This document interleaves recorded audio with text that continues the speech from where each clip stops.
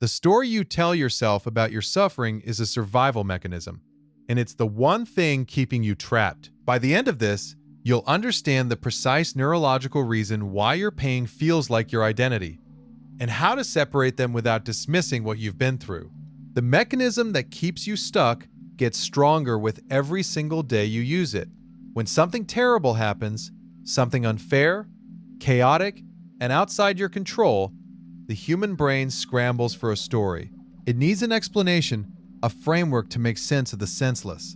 The story of victimhood is often the first one it finds. It's a powerful story. It says, "This happened to me. It wasn't my fault, and it has defined me." This narrative provides a sense of order. It assigns a cause and an effect, which feels safer than the terrifying reality that sometimes things just break for no reason at all. Think of this story as a cast put on a badly broken leg. In the beginning, it's absolutely necessary. It immobilizes the injury, protects it from further harm, and allows the initial agonizing phase of healing to begin. Without the cast, the bone would never set. The story gives you a reason for your pain, a social script for explaining it, and a clear identity in the aftermath. The problem arises when the bone has mended, but the cast stays on. The story that once protected you now becomes a cage. Your muscles, the ones responsible for agency, resilience, and growth, begin to atrophy from disuse. You learn to walk with a permanent limp, defining your entire range of motion by the shape of the cast. The initial trauma was the event. The ongoing suffering is the refusal to take the cast off. The brain prefers the safety of the cast, even if it means you can never run again. It prefers this because it's terrified of one specific feeling, a feeling it finds more dangerous than chronic pain itself. That feeling is ambiguity. The human brain is an efficiency machine, and it despises uncertainty. An unresolved question, a situation without a clear narrative, is cognitively expensive. It burns mental energy. A fixed story, even a deeply painful one, is certain. It's efficient. The narrative "I am broken because of my past" provides a simple, universal explanation for every future failure or disappointment. Why didn't you get the job? Because you're broken. Why did the relationship end? Because you're broken. It's a clean, simple rule that shields you from a much more complex and terrifying reality. Maybe you just weren't qualified for the job.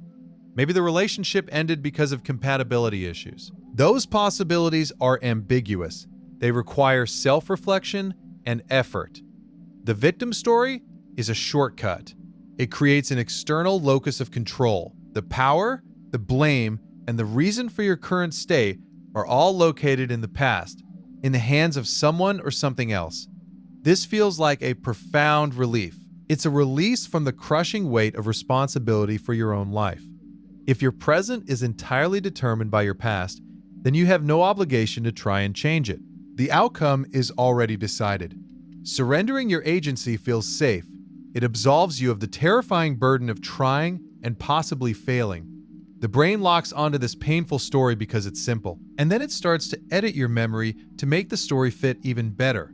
You probably think of memory as a recording, a file you pull up and watch. The reality is far stranger. Every time you recall a memory, your brain reconstructs it. And in that moment of reconstruction, the memory is malleable. It can be subtly changed before it's saved again. This process is called memory reconsolidation. If you consistently recall a traumatic memory through the lens of your victim story, you are physically strengthening the neural pathways of helplessness and hopelessness associated with that memory. You are tagging the memory with the emotions of your current identity. Over time, the story changes the memory. Imagine two people are in the same serious car accident.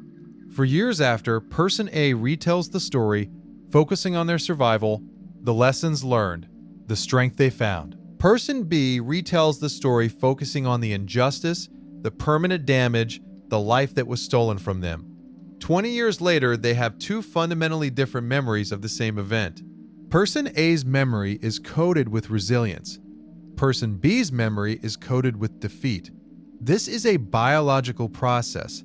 You are literally reinforcing the story's power at a cellular level every time you think about it. This is why positive thinking on its own often fails. It's like painting over rust. You have to get to the metal underneath. And that requires separating two things that feel completely inseparable: the event and the meaning you've given it. The most critical step in this process is to distinguish between your clean pain and your dirty pain. Clean pain is the pure, unavoidable, biological and emotional response to a harmful event. It's the grief from a loss. It's the fear during an assault. It's the sharp shock of betrayal. Clean pain is the body's and mind's natural healthy response to injury. It's the wound itself. It needs to be acknowledged, felt, and honored. This pain is real, and it demands validation. Any attempt to escape your past by pretending this pain doesn't exist will always fail. Dirty pain is the suffering we create on top of the clean pain. It's the narrative, the meaning-making, the story. Dirty pain is the collection of thoughts like, "This means I'm worthless. My life is over. I will never trust anyone again. It was my fault." It's the self-judgment, the blame, and the narrative of permanent brokenness. Clean pain is the physical sensation of a knife wound. Dirty pain is grabbing the knife and twisting it every day, deepening the wound, preventing it from ever healing, because you believe the pain is who you are. The wound is the event. Twisting the knife is the story. You can't let go of the wound. The work is to let go of the knife you keep twisting. But how do you drop a knife that has become part of your hand? It starts with changing a single word in your inner monologue. That word is but. In the victim narrative, but is a wall that separates the past from the future. I experienced a terrible trauma, but now I'm too damaged to have a healthy relationship. I was betrayed by someone I trusted, but now I can't let anyone get close. The word but invalidates everything that could come after it. It makes the second half of the sentence a direct and permanent consequence of the first. The single most powerful linguistic shift you can make is to replace but with and. And is a bridge. It allows two truths to exist at the same time. I experienced a terrible trauma, and I am learning how to build a healthy relationship. I was betrayed by someone I trusted, and I am capable of letting the right people in. I carry this deep grief with me, and I can still find moments of joy and build a meaningful life.